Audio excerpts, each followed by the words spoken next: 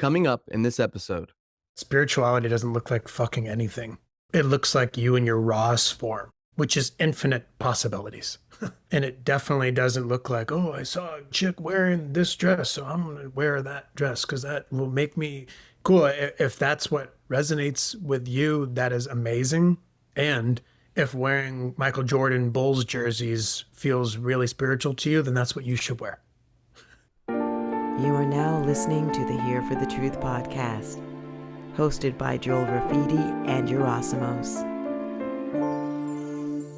What's up, everybody? Welcome back to the Here for the Truth podcast. I'm Joel Rafidi. Got my co-host Yerasimos with me as always. Thank you so much for tuning in and dropping in. We have Andrew Genovese joining us today, and we're kind of diving in and unpicking some spiritual concepts and ideas and platitudes, and also exploring his individual journey, which is pretty deep in and by itself. So I think you're going to get great value from this conversation and just get another angle to kind of look at the path, look at spirituality, look at what it means to relate with oneself and relate with this existence, whatever that might be.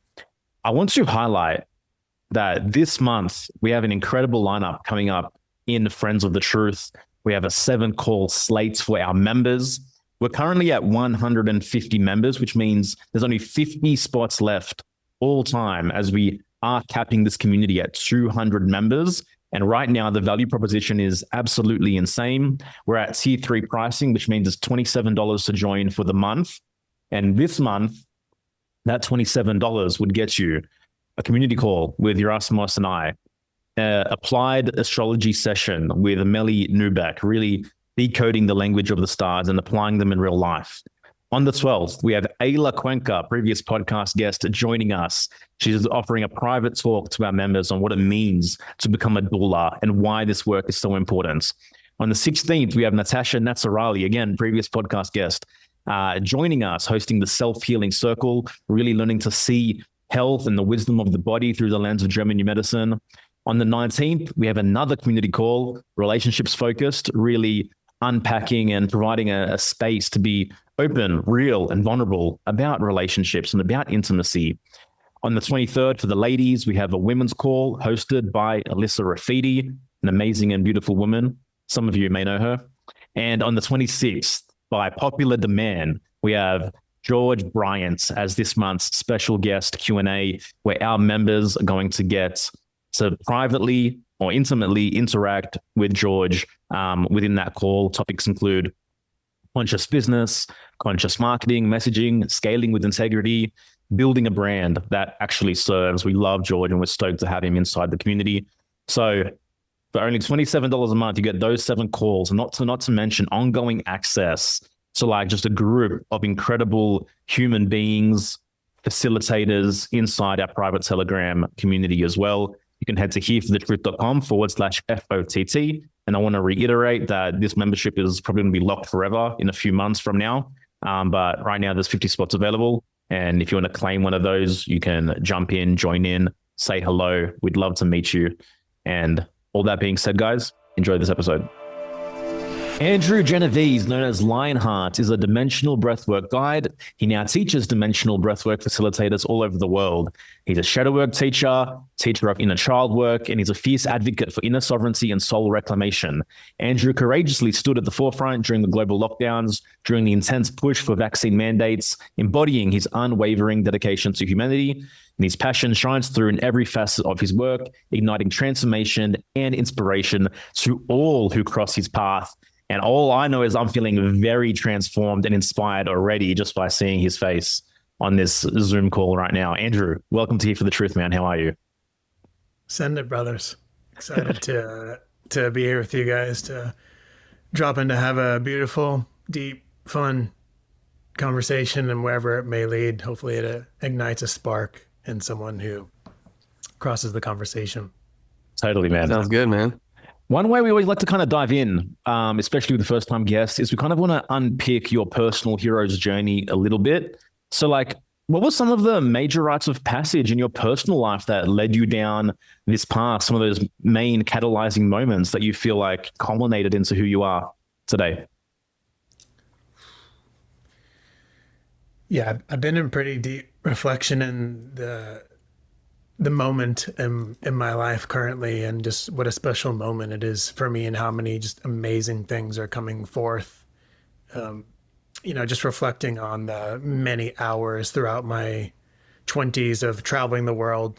Traveling and being a nomad was a very important part of my journey, like literally just living out of a backpack this big for 6 months, living in Australia for a year, doing South America, Central America for 6 months, Asia for 6 months. I mean, I've been out of the US as an American for like 4 years total, which is extremely uncommon for Mhm. in America. I mean, most Americans haven't even been to even 5 countries yet, or 10, and I've been to about 50. So traveling was a very vital part of me getting lost, so to speak, and kind of just, in a sense, not understanding why there were so many miserable, depressed,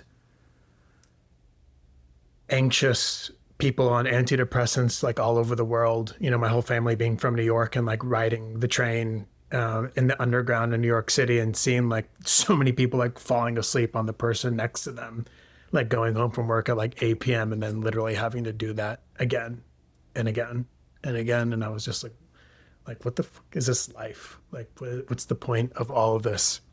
And so I just kept traveling, I kept nomading, I kept flying to different places. And that's kind of where I felt normal or whole, so to speak. And then I would come back home and I would have levels of like just self-doubt and unworthiness and anxiety that literally felt like it would just kill me at times. Yeah, it was tough. It was Yeah. fucking hard when I would come home and I would just have moments of just being like, I can't exist in this. Like the level of anxiety was just so intense, of the thought of, essentially the fear was, what if I was just to be a slave my entire life, Hmm. essentially, which was a modern day slave punching a clock. Hmm. And that ultimately was my deepest fear. And so I kept traveling, I kept nomading. And that led me to 2015, 16, 17, where I was working two jobs, bartending, slaving away at another job, setting up lights and staging for shows and concerts, because my dad worked in the music business for 35 years. And when I opened up my backpackers hostel in Nicaragua, I was firing on all cylinders. I was, quote unquote, living the dream to the, thousands of people I met all over the world, from, Spain and the UK, and, friends from Australia and Canada and all over the US. And it was like, whoa, Andrew's like doing it. Like he's doing it. He's opened a hostel. Like he built it from scratch. They bought the property. Like, and our place was just going for 6 months. We're at 100% occupancy within the first month, actually. And people around the country were talking about how unique and how cool our place was. And something inside of me knew, like, this is not it. Your one business partner is a drunk. Your other business partner has an ego the size of the entire country, the entire United States. And every day I woke up and it was like, here you are, you've done what you've set out to do, and you're miserable. And so that led me to, hundreds of innocent 18, 19, 20-year-olds being like gunned down in the streets in Nicaragua during that time of the hostel opening, and the business shut down like that. Like, we had no guests, we had no one coming to the hostel. And it was just kind of like instant energy shift.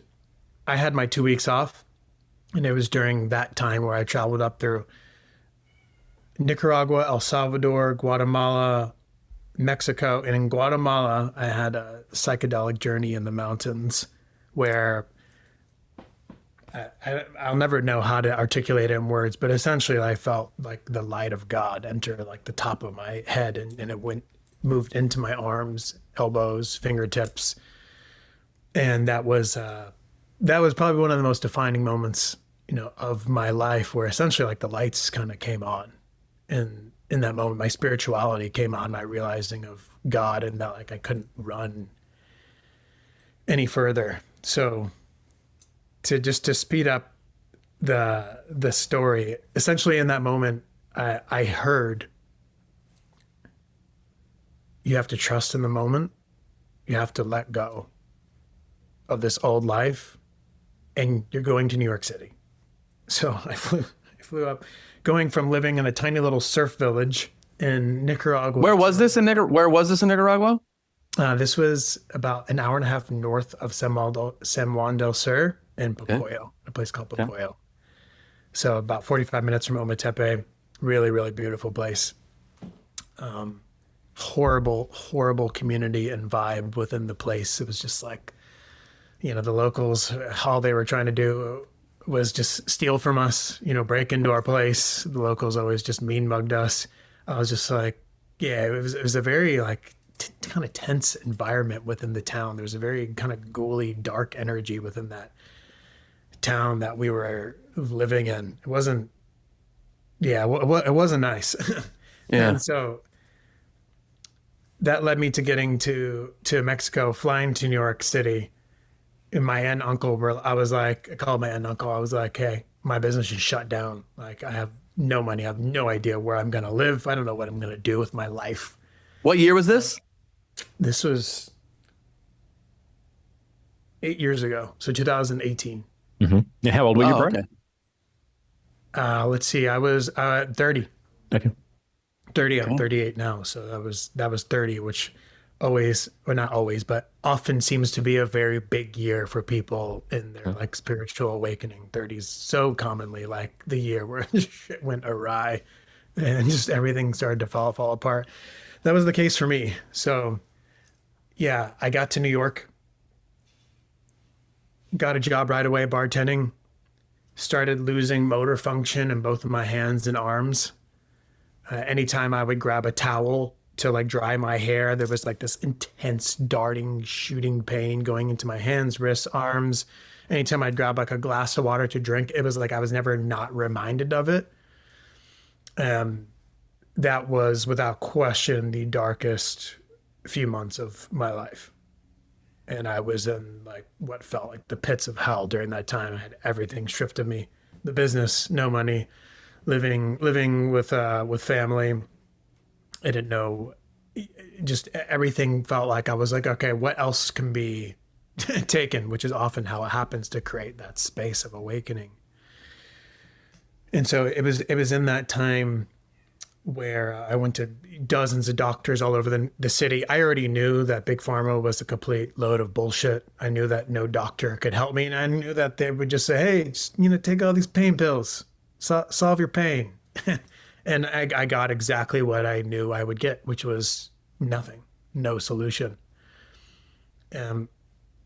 There was a key that was turned during that time, and that it was where one day I just sat on the edge of my breath, and that was on the way from looking at the Hudson River, just contemplating, God, it'd be just way easier if I just like hurled my body in the river and just killed myself. Like that'd be way easier. And I heard you need to just surrender, surrender. And I think it was like that day or the next day when I started just sitting on the edge of my bed. I was just breathing.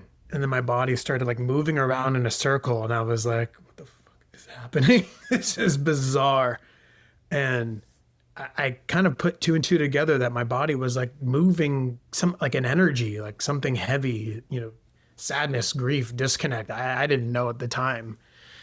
And so then I just started, researching, meditation, breath work. And that led me down the rabbit hole during that time of New York City of 10-hour walks a day, contemplating life and like a deep inward journey of curiosity and fasting and, just experimenting with 48-hour fast, 72-hour fast, 96-hour fast, 24-hour fast. And it was just down the rabbit hole I went when I was going through like the intensity of not knowing where life would go, where life would lead, but I kept following my breath. I kept going back to my body. And it was in October when I finally received, you need to fly back to Southern California. You need to fly back home and do the rest of your healing there. And it was that month of December where I did like the rest of my healing. In January, I was like, I had no pain in my arms, hands, finally. I felt normal, and it was like an entire new life quest. Is this 2019 then? Like, so it's like, 2018, I got back to California, and okay. 2018 shifting in 2019 was really when like Gotcha. it was like, okay, here's Yeah. your life. I want to rewind a little bit. Like, so, because you started off saying, oh, in my 20s, I'm traveling, I'm doing this and doing that. Like, what was it? Like, where did you grow up? Like, what was it that led you to kind of go on more of this path, you know? Because I mean, I've spent time backpacking, not to the degree that you have, but probably like a total of a year of backpacking around the world. And so I'm just curious what it was like, you know, growing up in high school. Like, who were you then? What did you see? What did you want more of? Like, what was your home life like? I'm just, yeah, curious, like, what led to because, you know, I think when you meet people who are like, you know, like the art of vagabonding, you know, traveling around the world, like everyone has their own reason for it. But in a lot of ways, I feel like a lot of people do it as a form of like escape too, and self-medication at times. I'm not saying everyone. And so I'm just curious what it was for you. My dad was very nomadic, and my dad went on tour with, Offspring and Madonna and the Rolling Stones and Def Leppard in the 90s. And I mean, he was Nice. like my dad was like in the heart of drug, sex, and rock and roll, Mhm. during that era. And he was backstage around and my childhood was being backstage with my dad at Elton John, at Billy Joel, at all these shows, which at time was just kind of like whatever. But as I grew older, I was like, wow, that was actually really unique. I got to experience that as an 8-year-old, 10-year-old, 9-year-old, 12-year-old, 13-year-old, and onward. And yeah, my dad was my hero. He was an absolute legend, one of the most special, charismatic humans I've ever met. And not because he was my dad, he was just a friggin' legend. He was one of those dudes that if you would have met him at an event, people would have been like, have you met Andrew's dad? Like, unbelievable. Like, you got to talk to him. He was just a really, really, really special guy. That's the Italian side of my family. And and my dad was very nomadic, and my dad always talked about his travels to, Brazil and Scotland and Sweden and Norway. And he loved going places, loved it. When my dad went to Australia in the 90s, it was like a life-changing experience for him. Like, just, not Australia, and Joel, you're from Australia. Like, it's not like today where we have, like social media and you just go everywhere. It was a lot Yeah. kind of more less traveled at that time, by like Americans and people from Europe. And so people were like really, really excited to meet him everywhere he went, and like just talk to, chat to an American in a pub and stuff like that. So he really instilled that in me, at a young age. And then when I was in university, my roommate had been to a ton of places at like 17, 18, 19. He did all this traveling. And he was like, yo, bro, come on over. Like, and he'd pull out his laptop and he'd be showing me all these pictures from where? Greece. And he'd be showing me all these pictures of all these cats in Greece and the islands and then Croatia and Hungary. And he's just like, he would constantly say like, dude, you got to, get out there. And I was just like, yeah, I need to do that. And so that was really where the seed was planted in wanting to travel. And then I'd say in my 20s, at 23, 24, when I was shifting out of university and into the world, my dad died in 2012 when I was 24. So when my dad passed, it really rocked me to my core. And I mean, I was a fucking mess for the next. Was it like sudden and unexpected? Yeah, he was literally driving to work and pulling into work, and at the stoplight right before he got to work, he literally had a massive heart attack and died literally right at the stoplight with my dog in the car. Oh, And luckily he didn't get hit, so he didn't get like wrangled or anything like that. And then I was in Arizona partying, and I got the phone call, and that was where, yeah, I mean, my life was never the same after that, because I lost the person who was like my rock. He was my dude. He was a fucking legend. I adored him. And so after that really was like when the anxiety and like the fear, and then I was shifting into leaving university. I was graduating university in 6 weeks. So when I was going through the last 6 weeks, luckily I had friends who just turned in all my work. I was a shell of a human.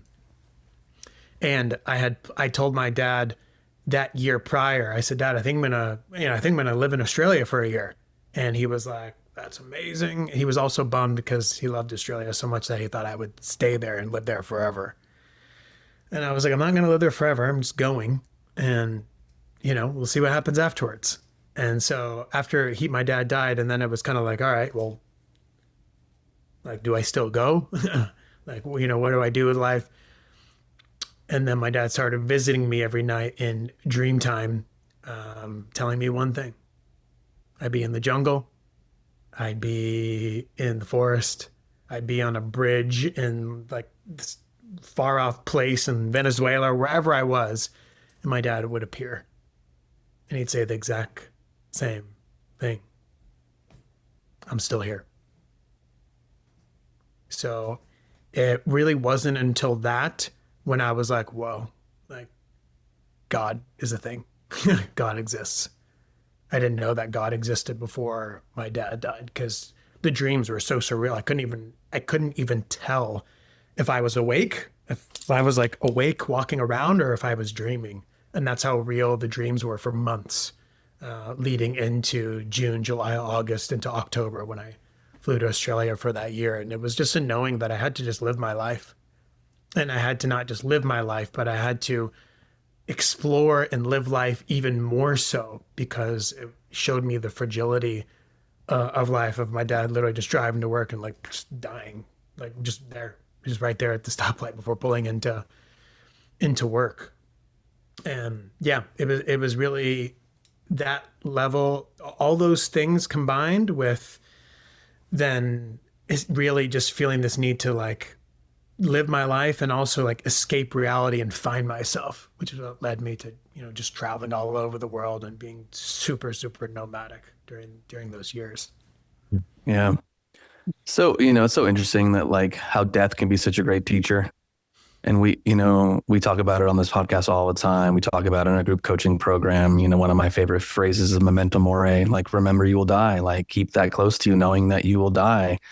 And because of that, what do you choose to do? And so to see your legend, your hero, your father who inspired you, and like life just like that, the snap of the finger ends. What now? You know? Were your parents still together? What's the relationship to mum like at this time? Yeah, they had separated my last year in high school, so at 17. So they were parted for about 7 years before that. Mm-hmm. And yeah, my mom and dad had a terrible marriage. I mean, just horrendous. And that was part of the thousands of hours of just disassociating, shutting down. I adored my dad, but he was also incredibly unsafe and volatile. Mm-hmm.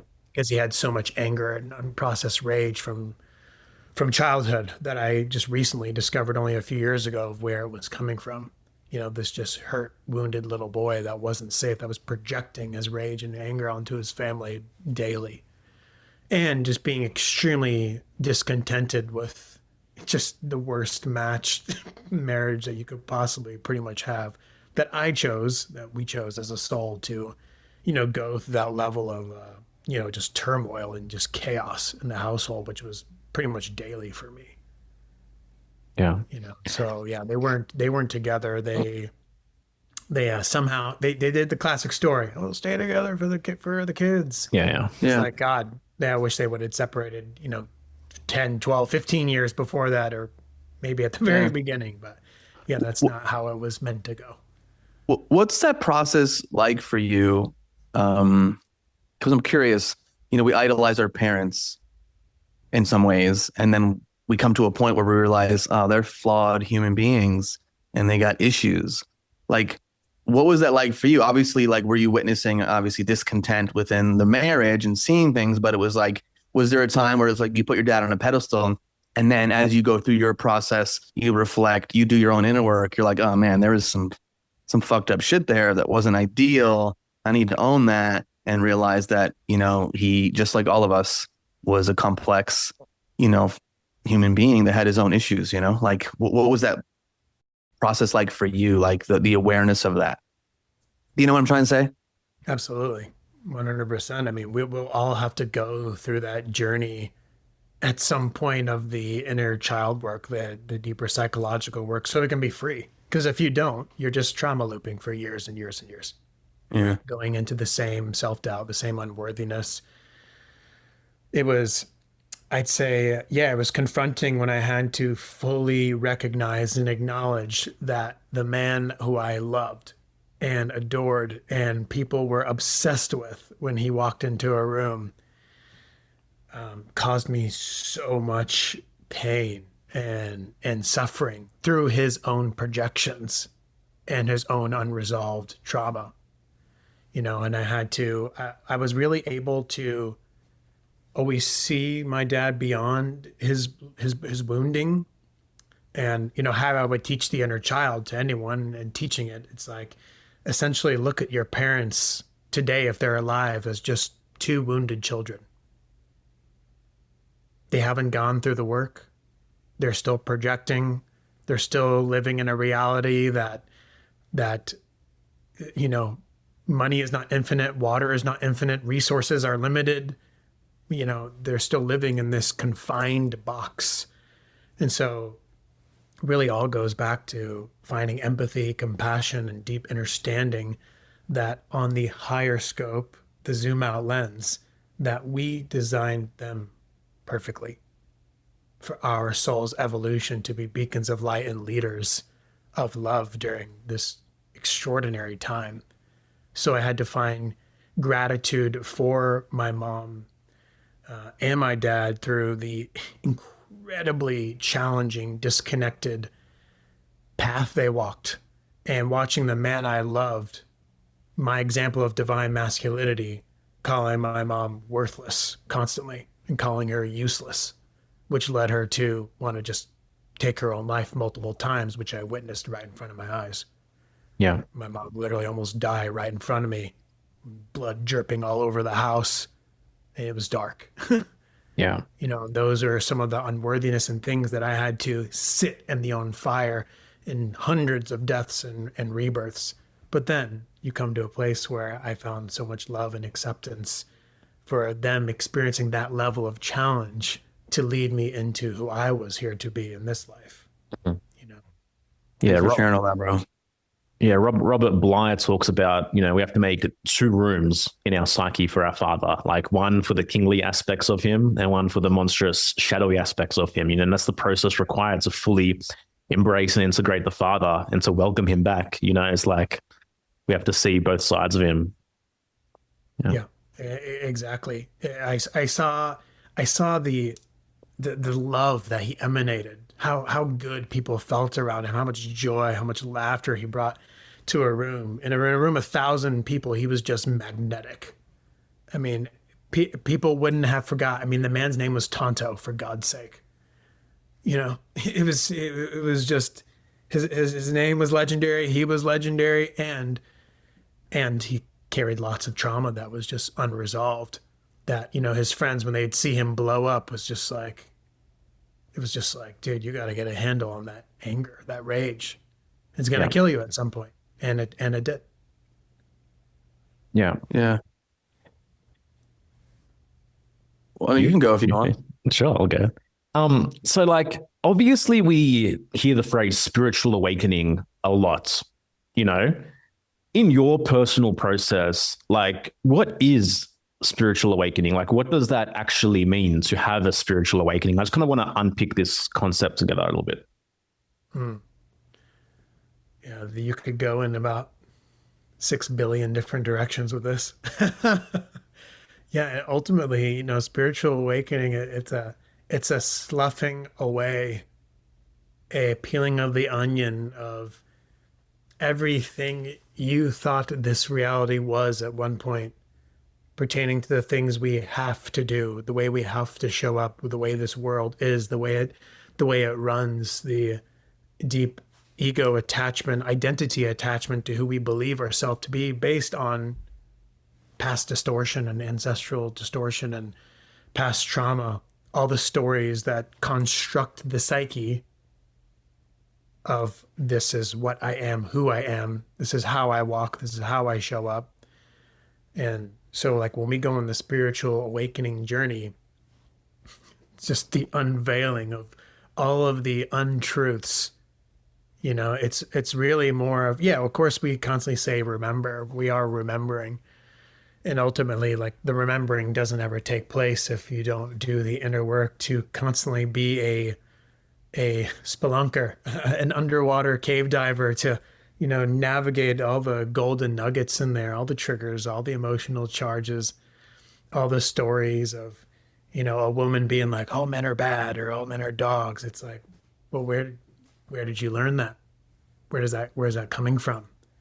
Well, you know, I experienced this and this. Okay. Where did that come from? What's deeper there? Who's it connected to? What's it connected to? And is that a story that you're willing to release? It's like really being like a detective and curious voyager of this existence to really come into deep humility that you don't know shit. And Yeah. even as I learn more and gain more wisdom, never in my life in the last year do I feel like I don't know shit. Mm-hmm. It's like this weird paradox of you feel like you know so much, and then you're like, I don't even know anything. Yeah, but that's wisdom, you know, that's humility. That's standing between the tension of opposites. You know, we don't want to get sucked into like this idea, this identity that like, oh, look, I have some knowledge, I have some wisdom, I have some followers. People think highly of me, like I'm the chosen one, you know, which we see very often in like a bunch of different communities, the spiritual community, you know, the personal development community, whatever. And so it's like having that understanding. Um, my question to you is, how do you navigate, how do you deal with people in your work? You know, because like, you know, the spiritual community, you know, sometimes has certain connotation with it. And like you just go on the internet, go on Instagram, there's so many reels of like the typical spiritual dude, you know, the spiritual girl, like it's become this cliche.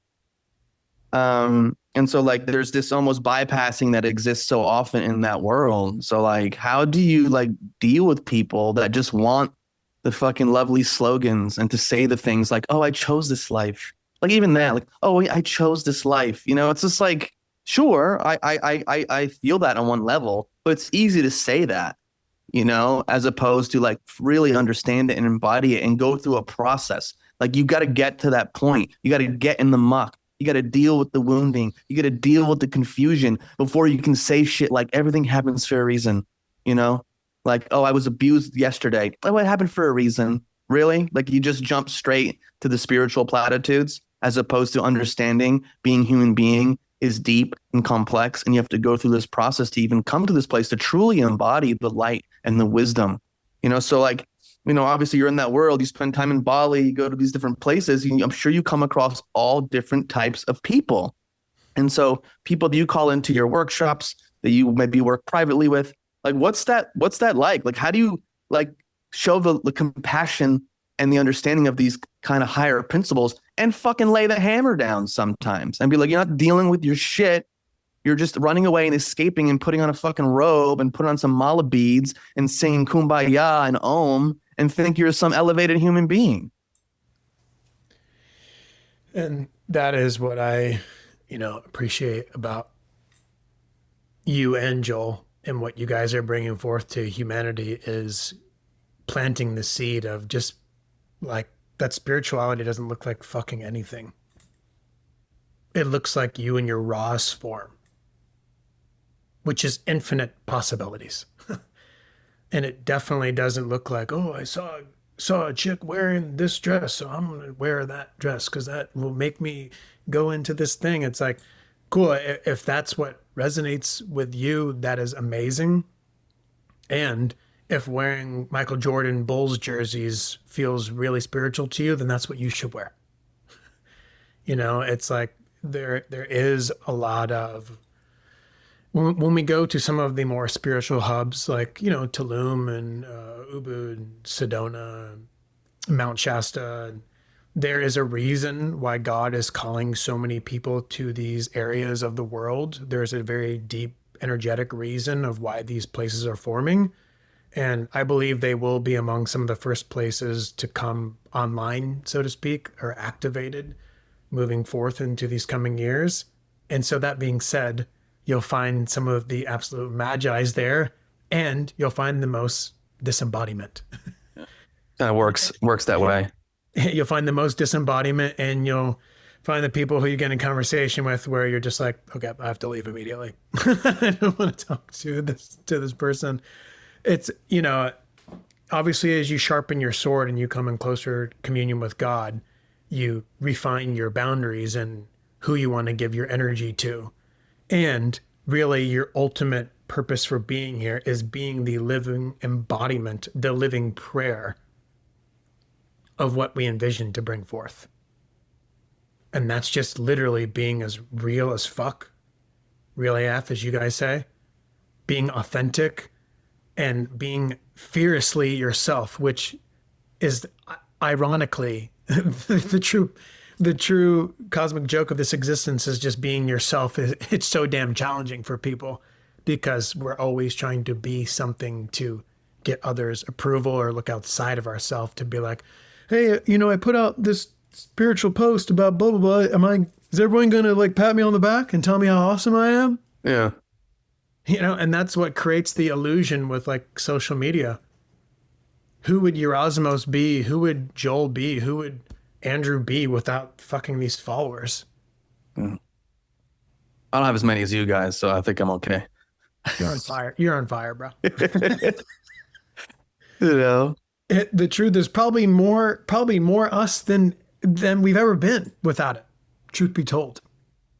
Like it doesn't define us and it doesn't make us who we are. Yeah, it's a fine line because many people can become trapped in the context of their audience. You know, like they build an audience and they build a followership by posting a certain way or by presenting a certain way. Then all of a sudden they become trapped by the audience and the following that they build to continue just to be that way. You know, whereas I think there's a way to do it where it's like you can express and build authentically and like maintain the power to like always pivots because you've just always been authentic from the get-go in that capacity. And it becomes an awesome vehicle to express oneself and to experiment and to create and to play, etc. But yeah, I mean, it's a fine line for sure because we see so many quote unquote influencers that literally now we're just like disembodied personas ultimately. Yeah. And I literally just did a video on it, I think like days ago, like 7 days ago. And I said, wish I didn't have to do this video, but you would not believe how many people out there are just completely full of shit and are pretending to be something, pretending to act a certain way. And they're not. They're talking about men being divine masculine. Meanwhile, they're having sex with other women behind their wife's back. That's not divine masculinity. Yeah. There's a lack of integrity, lack of authenticity. And also too, like for ourselves to recognize that like we're full of shit sometimes. Yeah. You know, it's like, again, like to not buy into the positive projection field of like, oh, this person has all these followers. This person is a leader. Like, yes, I received that and I am, and I'm a fucking human being and I'm not perfect, you know? And I think that builds the trust. And that also allows an individual to pivot when it's needed because we're not stagnant. We're growing, we're evolving. Let's say you had, 100,000 followers 20 years ago. Okay, let's just say, like if you were saying the same exact shit from 20 years ago, that would be a red flag to me. You know what I mean? Like you're just the same exact person with saying the same things over and over again, So it's like to have the humility and the vulnerability to be like, I'm on this journey just like you. I'm a human being. Sure, I have knowledge. I have wisdom. I can inspire you. You can use me as an example, and you're your own fucking person. Yeah. That's it. You don't have to look like me. You don't have to talk like me. You don't have to do the same exact things as me. But if I say something or do something that inspires you to go deeper inwards, to know yourself on a deeper level, to figure out what you want and how you want to live your life, awesome. I don't need fucking followers and cookie cutter images of me. What is your unique gift that you've been given from God, which is your life? And go live that. You were talking about it earlier, but Joel and I it's like, we talked about like, what is the ultimate spirituality and the spiritual assignment in life? It is becoming who you were born to be, this unique essence that only you could bring forth. You know, and it's a process and it's a journey. It's not this thing, oh, I got here, I'm 18 now, okay, that's it, I got it all figured out. So anyway, those are my 2 cents on that. And yeah, 100%. I mean, Erasmus, you just brought it like full spectrum. I can look back in 2020 and 2021, and I could feel the depth of death and rebirth, and I can have compassion for my own inauthenticity. I can have compassion in moments where I might have done a video, and that day I was barely surviving, going through so much shit internally. And so, therefore, I can bring it back to love and empathy and compassion for the dude who's just going to festival after festival, spiritual bypassing all of his shadow work and being like, yeah, if I just go to another festival and get around Soul Fam, I'm doing the work. But they're just avoiding, just continuing to have fun. And I can see myself in that man through the amount of years that I was avoiding myself and my own shit because it was so overwhelming and I felt like mountains to climb. So what did I do? Constantly got hammered, blacked out as much as possible, hundreds and hundreds of times, escaped, traveled, had fun, had sex, went to everything to avoid truly feeling God in my body and truth in my body. So I numbed it with escapism and not feeling. And so therefore I can see that man in myself. I can have compassion, for those people that haven't found their authentic self and are just kind of going with the herd of what that means. But like when we are really authentic and we show ourselves and we speak what's true, right, that's going to piss people off because it's offensive to the fact that they're not being authentic and stepping into their light, because unconsciously that terrifies them to truly show themselves, because that would be vulnerable, that would be raw, that would leave them open to the possibility of rejection, of being made fun of being bullied, of being picked on. But it's like, man, I've gotten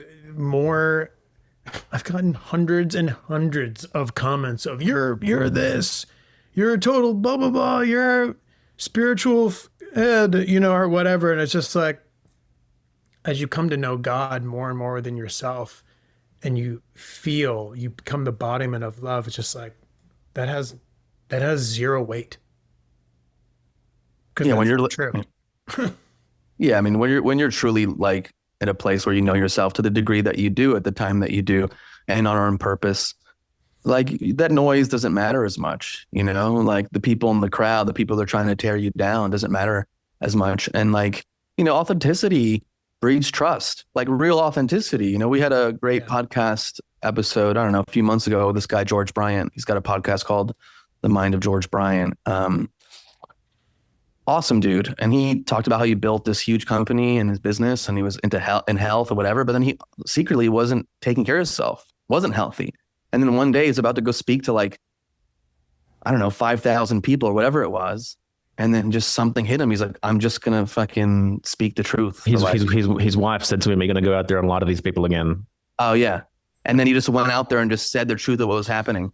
And so now he has this thing where he goes, no matter when I talk, wherever I go, I start with 60 seconds of truth, whatever that is. So it's like, let's say you're having issues with your partner or like your health or whatever. You just like lay it on the line. Then you can go in to like giving your gift, your different kind of gift, and like dropping your wisdom, dropping your knowledge. But again, there's something about like, because again, like the more you do it, other people get permission to do it. And then they also see you more as a human being, and then they can open up more. And I just feel like that's the way moving forward. Well, you poke a hole in the performance and the mask straight away. You're no longer floating above, and you're no longer just like trying to live up to the crowd's expectations of who you are. Like literally like expressing what's happening in the moment. Like, I'm feeling overwhelmed. I'm feeling burnt out. A part of me really doesn't want to be here, but let's go, You literally just reminded me of a video. I saw my face, what I was wearing, everything in 2022. I did a video just saying, hey guys,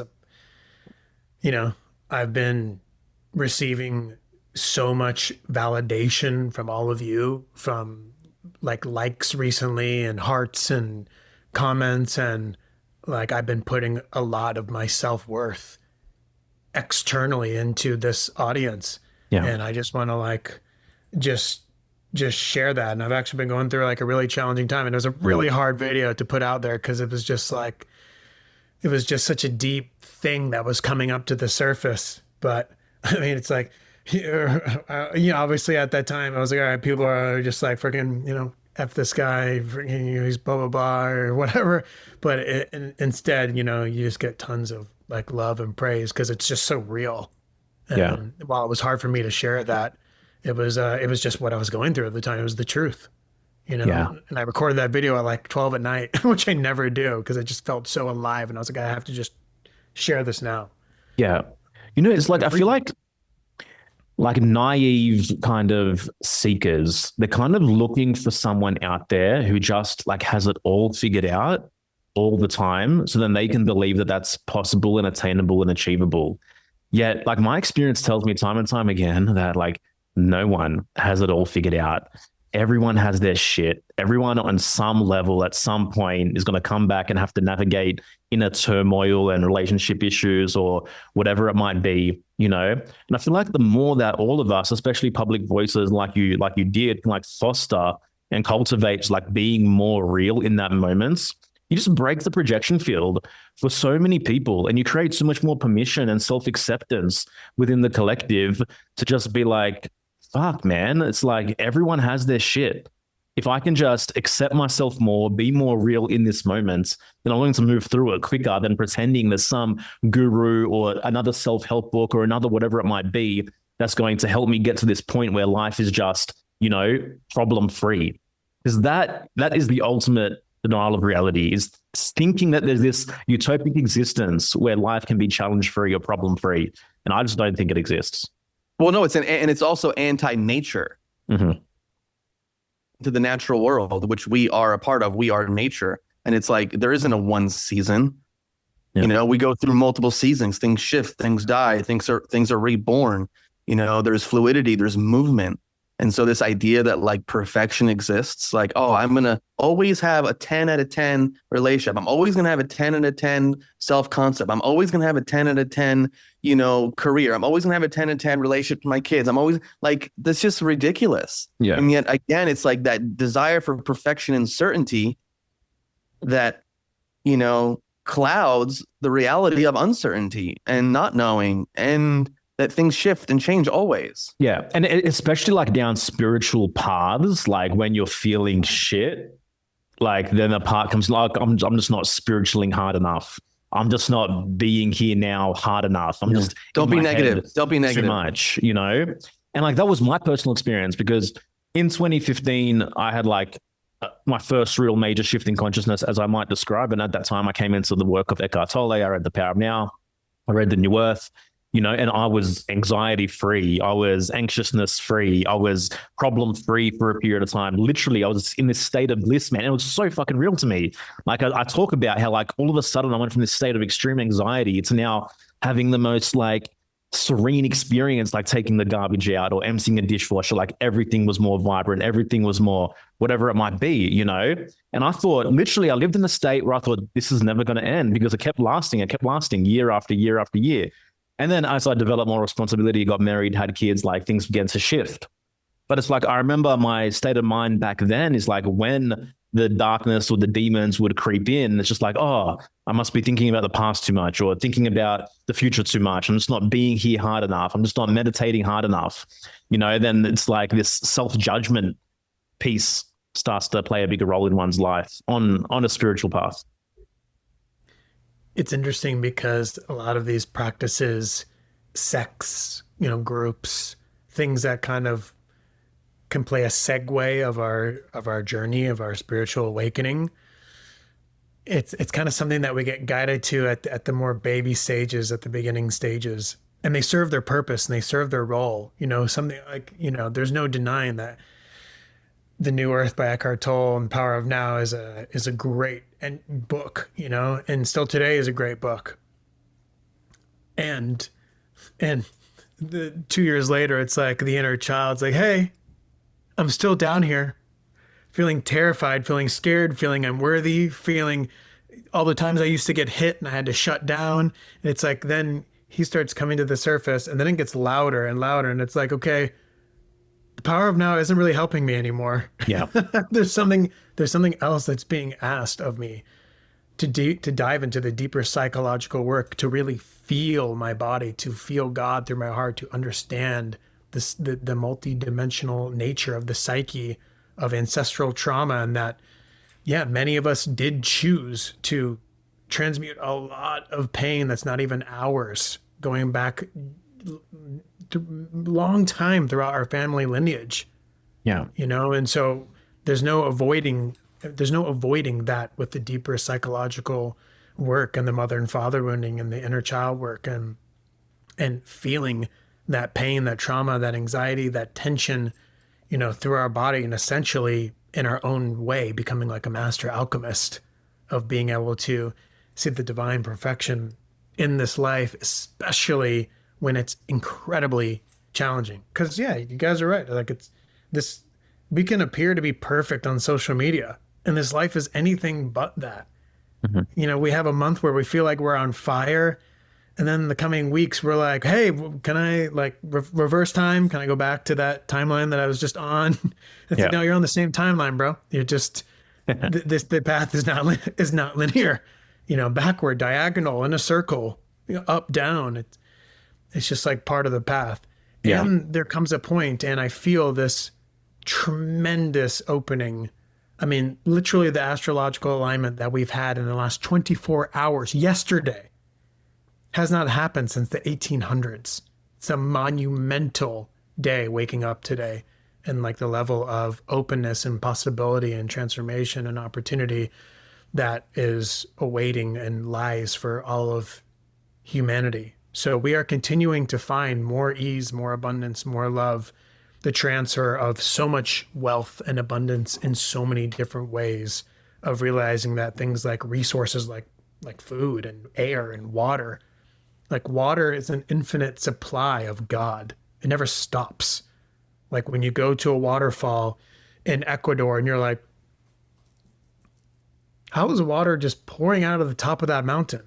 It's coming from the infinite supply of God, of earth, because God is water, and it doesn't stop.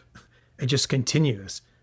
And so that's why paying for water is literally the definition of like insanity, because it's something that is so fervently abundant in this world. And that's just like one example. But yeah, we continue to peel away all of the untruths of what's going to continue to bring us into balance and harmony and knowing, and not perfection, but like a deeper knowing that, yeah, things are transforming, and they will continue to transform in a way that, of what I've seen, is incomprehensible. And that's not to say that like we'll never experience things like sadness and grief when we lose our grandma or lose an elder of the tribe. Like that's still going to be present, where we feel like super heavy on days, weeks, months, when our wife is, killed, or something just tragic, devastating happens. So it doesn't become all love and light, Well, yeah, exactly. And I think like that kind of stuff makes me just appreciate being human more. Like I love those moments where I touch on those parts of me, whether it's just going through my day and reflecting, or like listening to a song or watching a film. Like I don't want to disconnect from the totality of who I am. I want to be there with it, like it means something to me. And actually, like, I feel like the more I grow or evolve or shift my consciousness or continue on my awakening path, like life gets richer and fuller. I don't even say gets easier in the sense like I'm just more equipped to handle things. But like, I'm not living in a one season world like back in the days, when I was younger and I was like a people pleaser and I was like, oh, I just want to have fun and be nice to everyone. Everyone be nice to me. And like life was great in a lot of ways until you realize what all that is covering and what else is there within you to explore. So I like the richness of life. I love being with a friend or someone where we're getting deep and maybe our eyes are watering up talking about something. that we're moving beyond just the surface level conversation. Those moments matter. I think that's why I even was drawn to being an actor, you know, in my early years and training as an actor, is because it's like, in some way, when we watch movies or whatever, it's like we're witnessing life with the quote unquote boring parts cut out. We're seeing this depth of connection and emotion. Sure, there's craziness that is in that world and in the movie world, but like there was something so deep and powerful about being able to look at another person and they have their heart open, and then you have your heart open and you can connect and communicate with them, you know? And so it's like, you know, how do we bring that into our life more? You know, in the right situation. I'm not an advocate of just like wearing your heart on the sleeve 24/7 and wallowing in vulnerability and keeping yourself open. You have to have the discernment and know when and with who you can open up, or certain parts of you can come out to play. You know what I mean? Yeah. I kind of want to double click there and demystify something you just said. Like, what does it mean to like have your heart open? You're asking me, or you're asking whoever, both of you? Well, you go first. What does it mean to live with an open heart? Like, what is that? Yeah. Erasmus, you mentioned the totality of God. You know, I think for me over the last year, feeling the totality of God is the more I know God, the more I am present in my heart. In the subtlest moments when you are having a conversation with someone, to really you catch yourself being in your mind and you just feel your heart in every moment through the most mundane acts of walking out in nature, doing laundry, putting away the dishes, looking at seeing God through your child's eyes, like fully being present with God in your heart is to bring in a new existence in every moment.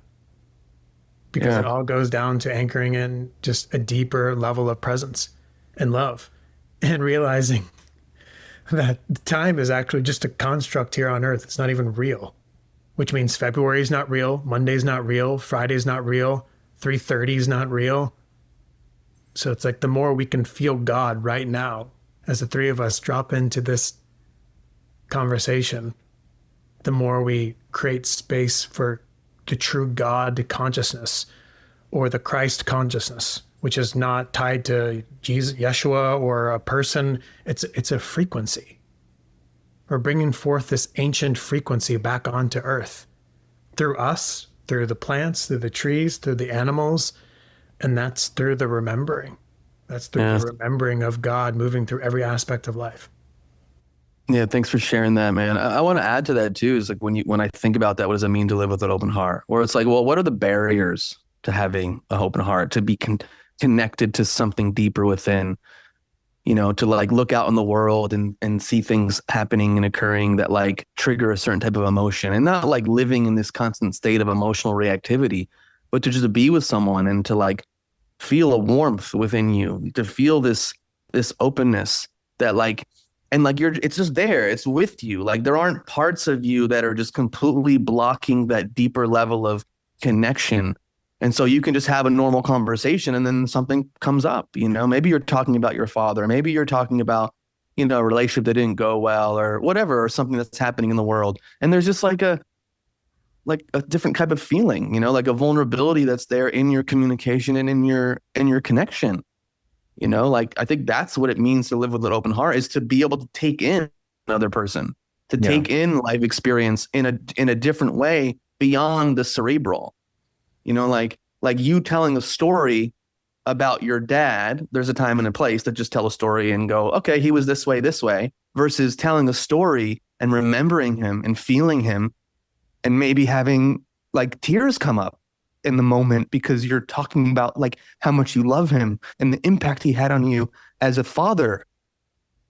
And then the moment sometimes flows out, and then you're like talking shit with your fucking homies again. And then you're laughing, and then you're getting, you know what I mean? It's like open heart isn't like fucking what we're seeing on TV, where everyone's just like sacrificing who they are to like go after every single fucking cause, you know?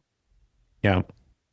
And like just like take on the new, like whatever the new social justice thing is. Oh, I have an open heart. Like, I don't think there's discernment there for a lot of these people. And I think a lot of people are co-opted. Yeah, in that Being regards. allocated in the wrong direction. And then that's my opinion, of course, and other people may disagree with me, but like I think this openness is it like to have an open heart, almost you have to have discernment as well, like built into that. It isn't You, just you you just can say lived it in something real. else. You just lived it in real time. Like you literally lived it in real time. You showed us. You brought in the vulnerability, then you brought it back. Like it was pretty incredible. But what you said reminded me of that great Rumi quote. You know, your task is not to seek for love, but merely to seek and find all the barriers within yourself that you built against it. Yeah. And I think this is why, like, I know it's becoming more cliche and people are paying lip service to it, but it's a big part of my life, my wife's life, what we do in Rise Above the Herd. But like the nervous system component, this word is a buzzword. It gets thrown around out there. But like, what is happening in our physiology as we meet life, as we meet relationships? How was our nervous system impacted by the way our parents, our teachers, our, people in our life treated us? And so how do we build that safety and that capacity to even be with another person? To even be with them when they're having an emotional experience and have the capacity to just hold it, as opposed to, oh my God, I hope you're okay. Here, take a tissue. Oh my God, are you okay? Let me pat you on the back 17 times. You know what I mean? Like, whoa, chill. Like, can you just be with me? Yeah. And so it's like, you have to have that ability within yourself and to be able to kind of go in and go out, go in and go out, and not just 24/7 be emotional mass. I love the way or completely blocked off from it, completely disconnected, and everything is just like from here up. It's like, can you give me more of you, more of who you are? I want more. I appreciate all the words you're saying. Wow, you're brilliant, but I want more. And I love what you said, Erasmus, because someone can't give more if their nervous system has literally thousands of micro moments where they learned that giving more would not be safe. It's like, I want to give, and every single part of their body, their entire being, every cell is just like, no, I can't put myself out there. I can't give more. I can't open my heart, because opening my heart was not safe. And that's dangerous. Right. So like the nervous system is truly a absolute key piece to bringing in heaven on earth, which is not a place in the clouds. It's a place in our heart. It's a place in our body, and it's a place in the human psyche. Yeah, Well, exactly. I mean, literally, because you build more capacity for it. Yeah. Right. And we have to be able to hold that level of God, that level of love, that level of connection. And it's like, you can't even know what authenticity or being real even is if you have so many micro fragments of distortion and being like, well, feeling shame would be unsafe. Feeling guilt would be unsafe. Feeling anger would be unsafe, because then people might think I'm an angry person. Yeah, or for so many men, showing vulnerability would be unsafe. Right. Like, even going back lifetimes and lifetimes, being around all these men and revealing to them that I'm quote unquote weak, or that I was, addicted to pornography and cheating on my spouse, and like then breaking down and sobbing and grieving the man that needed to go outside of himself to fill an empty void. Yeah. That would be unsafe. Yeah. And this is why reading a single book or escaping to a mountaintop to fucking just meditate, like, it's great. It's a great experience, but like it's just so much more on the journey, of really getting to know yourself. And instead of ascending out to wherever, but really, this is kind of cliche too, but descending back to yourself, descending back into the ground, and understanding your physiology, understanding your inner architecture and the complexity and the multiplicity within you, like having a deep understanding of that, so you can have a greater awareness, so you can self-reflect in different ways. And so ultimately you can have more compassion for others, because when you know the depth and the complexity within you, the light and the dark, you see that on the world and you go, okay, yeah, I get that. I understand that. I know that aspect of me as well, as opposed to, complete repression and projection that occurs in the world, and that's why we see so much of what we see going on. Because people can't really take ownership and have a deep self-acceptance of their humanity and all of it and the potential. Sure, not everyone's the same. We're unique beings, but there's things that are universal. There are archetypal qualities that we all hold. And so, part of this awakening journey is getting to know and embodying and integrating these aspects. Doesn't mean we need to become them. We just have to know what they're about. We have to be able to feel into it, and go, oh, you're there again. Okay, thanks. Not today, Satan. Not today, I'm going to choose a different path. But I don't want to fucking completely shut down, repress, and go, la, la, la, la, la, la. I'm such a good person. I'm so good. I'm amazing. Nah. Just affirm your way to freedom, bro. That's it, dude. That's it. But anyways, I just love these. I love that these conversations are happening. More people are talking about it, and a lot of lies are being brought to the surface, and we're just becoming more real.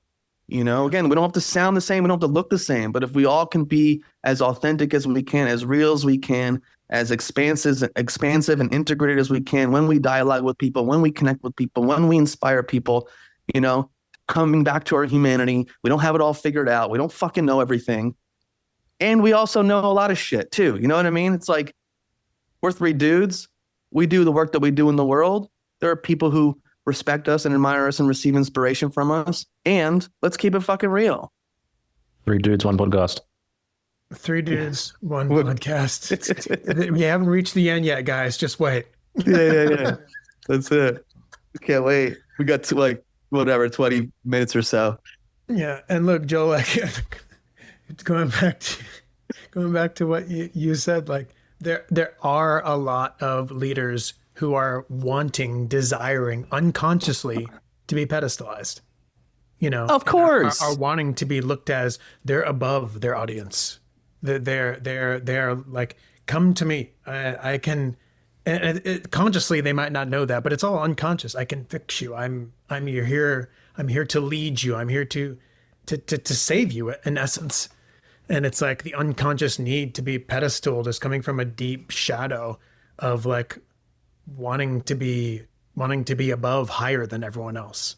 But it's like the people who are coming into Here for the Truth, for example, are going to be the people that are meant to come into your specific frequency. There'll be people that are meant to come into Alex Zech's frequency. There will be people that are meant to come into my frequency to learn from me. That doesn't mean that it's just a role that you're playing, an exchange of consciousness, an exchange of energy to be like, oh yes, that's right. I do remember that I'm not unworthy. I do remember that I'm here to serve a lot of people. I do remember that that a new reality is possible for me when I'm willing to see all the identities, all the ego attachments that I've been running through for so many different years.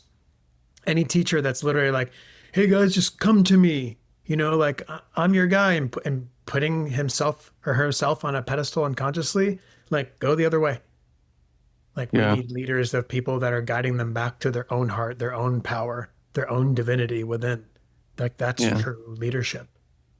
Well, first of all, I love that we're talking about this. We're recording this podcast on a King of Clubs day today, which is all about thought leadership. Does that change? Well, no, January 27th is a King of Clubs day. Tomorrow is a Queen of Clubs day. Yeah, every day of the year. We've had multiple episodes on the subject on the true meaning of a deck of playing cards, from a symbolical lens and a numerological lens. This is a freaking card magician. What's your birthday? What's your birthday? August 24th, 87. Usually I know some of these off the top of my head. August 24th. It was just a week before your wife. Yeah, so it would be. He might be the end of the. He might be the end of the clubs. Yeah, I think he is. He's kind of like an early club. That's how we're gonna say. Yeah, August 20. Yeah, August 13th is King Club, so go down 11. So it might be like a 2 of clubs, maybe, or something, or ace of clubs. He might be an ace of clubs or 2 of clubs. Two clubs. Cool. Oh, that's my Cancer card. That's what nurtures me. That's why we're friends. That's why we love each other. But anyways, the reason I just bring that up is obviously it's not coming out on this day, but we're recording it on this day, and it's interesting. A lot of the themes that we're talking about relate to the King of Clubs, and this need to kind of find the middle path, to stand between the tension of opposites, to be a thought leader, to communicate with wisdom and truth, to be a truth seeker. So yeah, I just wanted to highlight that. And what I wanted to say before that is that the more authentic, and again, that word sometimes fucking annoys me, but like the more real that you can be, you are going to attract people that resonate with that level of realness, you know. And like you said, it's going to be different because you're different. And I can only speak from personal experience. Like, you know, Joel and I met, whatever it was, like 5 years ago. We built what we built, and it's been so beautiful to witness the people that come into our world, because it's like they're just kind of like operating at, I mean, they're not the same, but they're operating at a similar level, or they're into the things that we're into. You know, the totality and like the diversity of our interests, and keeping it fucking real. And I love that, you know. And so it's like as you continue to just be real, like your version of real, they're gonna be like, oh man, I really, you know, Andrew, like hearing him talk and seeing him and his long flowing hair and how beautiful he is. Like, oh man, I want to enter into his world. I want a piece of that. Joel, remember when you thought I straightened my hair after I showered? Dude, your hair is like so like, you know. Hey, by the way, his personality card is the King of Clubs. Oh, wow, bro. We'll talk about this. You have two different cards? Well, no, well, you technically have like 13 cards in your life path, but you have your main card, which is your birth card, which is your primary light, your primary gift to give in this world. And then your secondary card is also known as the planetary ruling card. My friend and teacher, Alexander Dunlop, who wrote a great book called Play Your Cards Right, A Sacred Guide to Life on Earth. He calls it the personality card. So it's like how you shine that light in the world. But we'll talk more about it offline, man. It's dope. I'll send you some stuff. Joel might have sent you something. But yeah, that's cool, man. We're definitely like, we have great connections there from a card standpoint. Your personality card is my birth card, because June 17th is also the King of Clubs. Anyways, to be continued. But any of our listeners that have watched our episodes with Alexander, they know what we're talking about. Yeah, I'm trying to get an episode number so people can get back to it. But yeah, just search. I've never even heard about this, so I'm like, okay. Usually when I'm rapping with people, I'll bring it up, but we probably didn't have a chance to cover everything when we met at Confluence last year. But yeah, it's dope, man. I'll send you some information. I'll send you some pictures from one of my books that I have from Alexander. But it's cool. It's just, you know, another system of knowledge. Obviously, I'm into human design. I like the card system. People are into astrology. And again, it's like these are tools. These are esoteric tools, ancient tools, whatever you want to call it, where, you know, we learn to like understand that we have this unique fingerprint, this soul blueprint, these unique gifts that are ours. And so how do we play our cards right? Yeah. You know, interesting. The phrases, these phrases that come into being, where do they come from? You know? And so it's like, the more you play your cards right, the more magic can happen in your life. And people don't need this knowledge. Some people just do it intuitively. But I think it's interesting that a lot of this stuff's becoming more popular because we're moving more towards like this authenticity of individual expression, and we're moving out from this collectivistic, tribal, like this desire for homogenization, like from everything around us, to go, who am I as this unique being? And so I think some of these tools and this ancient wisdom can highlight that and can affirm us more in our path, where we stake our flags in the ground even more, but like, these are my fucking gifts. Fuck yeah. Let me keep moving forward, you know? So episode 239 for those listening. 239. Yeah, that was our second one with him. But it's good. I'll send you the link to that, man. You might dig it. Hey, Andrew. Send it. Let's do another demystification. What does it mean to download the codes? Say that again. What does it mean to download the codes? When people say download the codes, I'm always confused what that means. Can you break that one down for me? What does it mean to download the codes? So there are certain things that I think a lot of people out there say, and I don't necessarily say that. No, I'm not saying you do, but yeah, you have the inside knowledge though, so I want to know. Okay. Yeah, I mean, I think, okay, so here's what is coming through right now. I think a lot of people like to use the word kind of like downloading something, because it's almost like they're getting it, they're tapping into a system, right? That's like out there. And God is where? God's everywhere. The field is everywhere. The field is in us. God is in us. But it's like they're downloading the codes essentially from their own hard drive, you know, from their own DNA, from their own ancient wisdom within them. So it's like certain pieces of information about who we are, where we're going, what bits of information of, what's going to be taking place, over the years. It's like we don't get certain pieces until we're truly ready. Or sometimes we get bits of information that are just for us that we're not meant to share in public. Or if we're a person who has that role of being a mouthpiece, we get a piece of information or download a code that is ready to be shared for humanity that can help assist us in a deeper knowing and remembering of, many lifetimes, many, even the times of destruction of Atlantis and Lemuria, that can help us plant a seed within humanity of not repeating where we've been before because of AI takeover and transhumanism, and continuing to like merge with the true organic God timeline of community and nature, and remembering within and how powerful we are internally. So it's Damn, just like, bro. I think you just downloaded the codes in real time. Yeah. Did I just download that? Yeah, but like this is my issue again. Obviously, I have my issues and judgments with certain elements of like the quote unquote spiritual community. But like when someone announces that, like it's like I'm more special than you. I downloaded them. Like immediately inherent in that is like, oh, I got this special connection to the secret knowledge or the wisdom, and so here I'm giving that to you, as opposed to like, these are my thoughts. These are my opinions. These are my opinions. These are my personal insights. It's like spirit told me.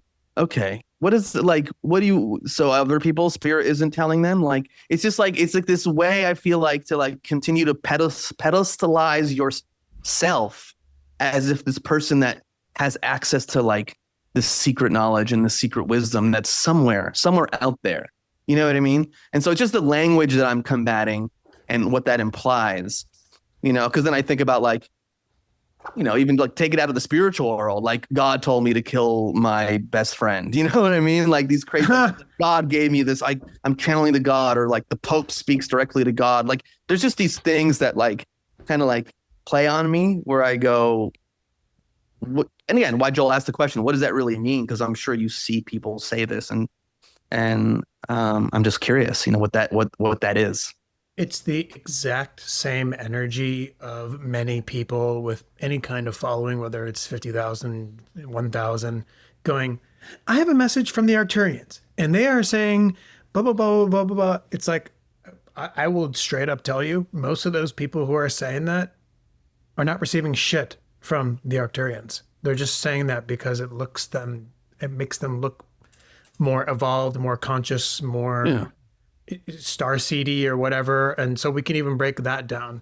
How do you decipher like, wow, that thing that just came into my consciousness came from the Arcturians, and this one came from the fact that my dad used to beat me when I was younger, and then this thought came to me from the conversation I had with my friend last week. You know what I mean? Like I'm just trying to like most stark difference ever. I'm just trying to figure out, like, when I think about like thought reflection and like, what's coming to us, like, it's like, what, they're also masters of differentiation of like the thoughts and the wisdom that's coming to you within your mind activity, So it's like, I don't know, I just like to kind of poke holes at things sometimes, because I'm like, what are you actually fucking doing?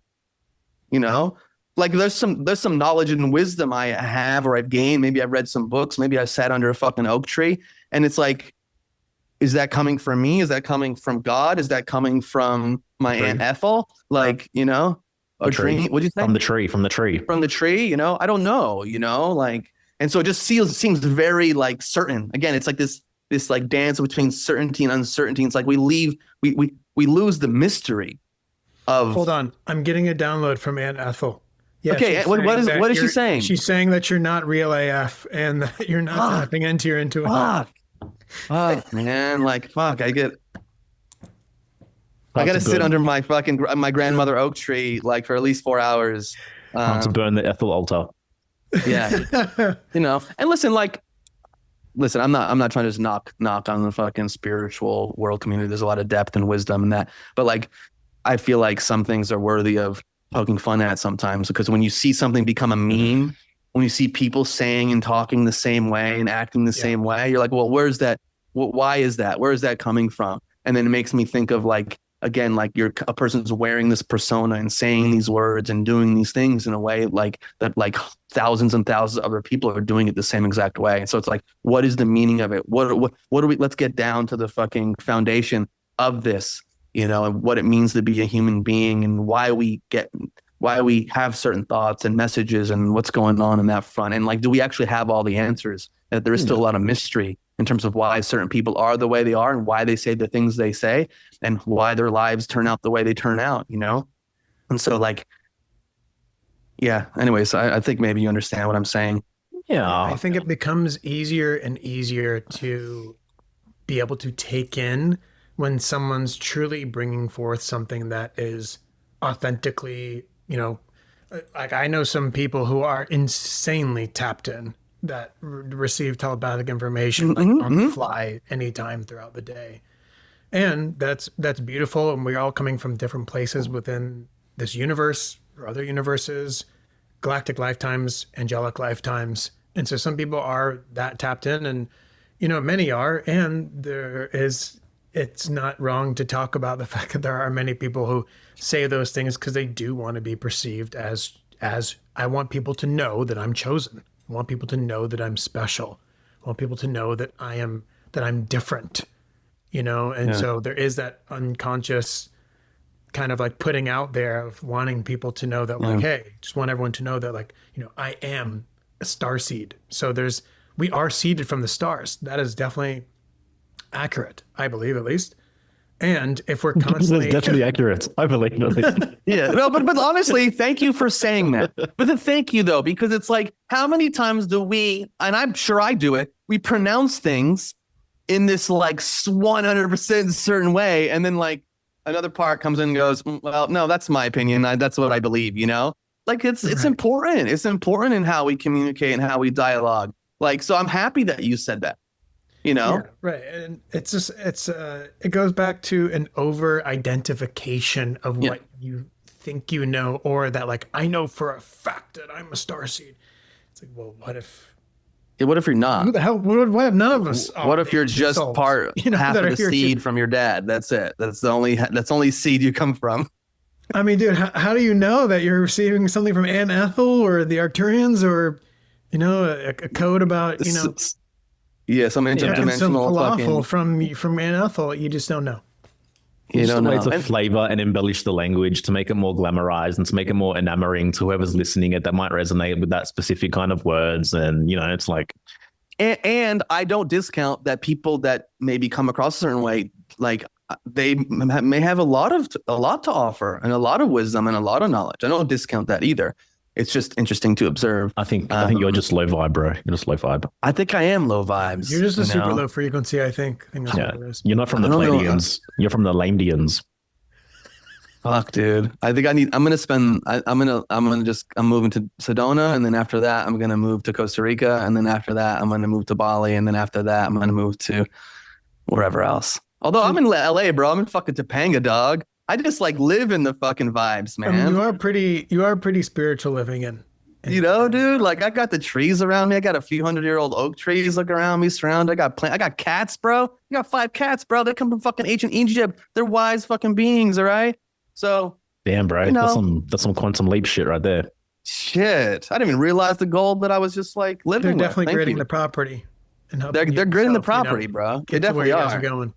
Listen, dude, come out to LA, bro. Come hang out, on my property, bro. We'll download the fucking codes, bro. And then we can maybe co-create like an 8-week program on how other people can download the codes for $1,111.11. Let's go. Yeah, I mean, I think I want to create this program that's like 10 commandments of real AF. Like, that's what I'm feeling like. That's it, bro. Dude, we downloaded that shit, bro. We downloaded it. Straight. But anyways, everyone's given their flavor of medicine. Like, I poke fun, and I also like, much love, much respect to anyone out there that is doing the work to become more of themselves, to stay humble in the good ways of staying humble, not this false humility, but just realizing we don't have all the answers. There's a lot of mystery out there. And like, if you're living a life based on your highest values and inspiring other people to do the same thing, like kudos to you. I really appreciate you bringing it there. Because I, fully hats off and honor the people that are whatever, overly identified with needing to bring forth information from a guide or from the Arcturians or whatever. And who knows, maybe that is like literally actually super aligned, and they are, you know? But I think it can be talked about, and at the same time brought empathy and compassion and understanding that all of us have been wherever aligned and authentic off the path, feeling like things are never going to change. And yeah, obviously together as one unit, as one tribe, we are all continuing to come know what living in community looks like, know what collaboration truly looks like. And we will know what that means in these coming 48 months more than ever leading into 2030, of how literally it's beyond its survival, us coming together and bringing forth our ancient gifts together to bring forth like a new humanity. Yeah. What's next for you, man? Like, what are you lit up by? What are you excited by? Like, you know, I know you just came from being away, living out of the country for like 10 months or so. Like, what are you looking forward to? And are you planning on continuing to travel, or are you looking to like create some more roots here in the US? Like, what's up? I feel in this moment, I feel incredibly inspired by being able to share dimensional breath work for the first time out of, guiding, more than 15,000 people in person and on Zoom. And yeah, I've always known that the way I share breath work is, very unique and different. And I always bring a very like humble approach to, yeah, just people showing up and then being like, hey, I've never experienced a breath workshop that was anything like this. And being like, hey, I didn't heal you. You healed you. You came here, you showed up, you did the thing.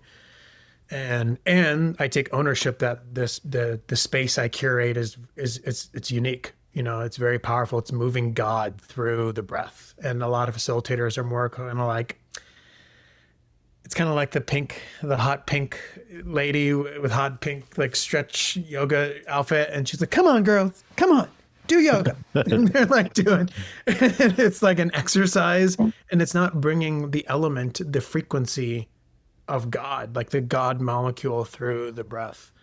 And so I feel really excited to be expanding and teaching people all over the world to see this frequency of dimensional breath with people all over the world. That's what I'm really, really excited about. What's like, sorry, I have a business partner that keeps receiving the Satan molecule through his breath. How can I support him in this process? This Satan molecule. Anyways, continuing on the conversation. Okay, well, we might want to get him to work with some people to unhijack him of all the fucked up shit that's on him. How do you, obviously, because breathwork has gotten way popular over the last like several years more so, and there's different kinds of breathwork and there's different practitioners. Like if you're working with a large group of people, like how do you, like you can't be present for each single person. Like they're going through their own process. Like things may come up. Like how do you like bring more like of a trauma understanding on an individual level to these? Like if you walk into a big fucking room and there's 500 people or 1,000 people laying on the ground, like how do you deal with that? Like is that something you know what I mean? Like because you want to be responsible. You're taking people through this process. You don't know each person, their history, their physiology. So like how do you handle that? Or is it still tricky? Do you want to, you know what I mean? Before I step into the space, and when I step into the space to create the safety, and I do my practices and I communicate with my team and put out the prayers to really just give the medicine of God, the breath through each person, and give them exactly what they're meant to receive, the codes, the remembering, the release, the purging, the feeling of the grief that they haven't processed. It's a deep communion with knowing that everyone will be held, everyone will be protected, everyone will be safe. And I'll be able to move my way around the room and get to all the people that I need to efficiently, safely, while everyone leaving just like more connected, more free, more a remembering of their breath, a remembering of a moment to pause, to get still, to listen to God. to slow down. And so I think for me, it's just getting really, really intentional and just trusting that everything will be perfect, and it hasn't failed me yet. So, Oh man. So you think of staying in the US for a bit, or? yeah, definitely. I feel this summer could be a traveled year potentially to Europe. We'll see. But I'm listening. I don't know exactly where the path will lead, but yeah, I know that this year is going to be the most fruitful, bountiful year of, my life, and just taking in the abundance of just this life, of God, of just love, of feeling love in my heart, and just being so grateful for, the very, very fucking challenging path that I've walked to, that I don't get to talk about, or that no one sees or knows, of the people that I work with on one-on-one and intimately and in groups. It has not been an easy ride I know for me, but for many of us. And I just feel really, really humbled and grateful to like be at this space of just like, it's kind of like I keep saying this internally. I open up my palms throughout the day and I just say, I receive God, I receive God, I receive God in the feminine fully. Which means is like I'm receiving the feminine energy of abundance, of receptivity, of blessings, of gifts, of life, of presence. I'm opening, I'm constantly speaking into my body, my heart, and my nervous system. I receive God. I receive God in the feminine fully. Just really preparing my body to hold what we're here to step into, and the way showers and the beacons of light that we're here to step into as people, have a really challenging time in these coming years who are not conscious as the world shifts and changes, so yeah, that's what's alive. That's what's moving through me at the moment. Awesome, bro. Thanks for spending time with us. I just love also just hearing about your journey. That's why I wanted to get into like, your early life and, what's required to kind of walk the road less traveled, and to answer some inner calling within yourself to go, I don't want to just follow the status quo. There's something else out there for me. And, that road doesn't always, that can be a bumpy freaking road. But it's worth it at the end of the day. So I appreciate you continuing to walk on that road, and I'm looking forward to when our paths cross again. Obviously, holler and next time you're in the LA area so we can connect. And real quickly, I would say real quickly, how can people support you? How can they find out your work? How can they take advantage of taking part of one of your breathwork group sessions, or work with you one-on-one? Yeah, let our audience know. Yeah, I offer one-on-one occasionally when it's alive. I feel like this year might be the last year I ever offer it, as I get called into higher purpose, higher calling. And so I do announce that maybe like once a year or twice a year. This year might just be once. And yeah, if you're wanting to dive deep with me, and if you're wanting to not just facilitate breath, but really like this 3 months that we're going into starts in February, and it's ongoing. So you can jump in February and March and April, May. It's really about creating leaders and creating people to in-source the power of God within them. It's about New Earth stewardship, New Earth leadership, being a true beacon of light as the world collapses, for people to go to look for stability and guidance, and then those people creating more leaders. So it's far beyond dimensional breath work. And I require people to go through the 8 weeks of shadow work, inner child work, psychological work. So they're not just learning breath work, but they feel embodied. They feel ready to share. And they're not like, oh, I feel like an imposter. I don't know if I can speak in front of people. It's like, you can, we all can. And we all are here to step into that level of service.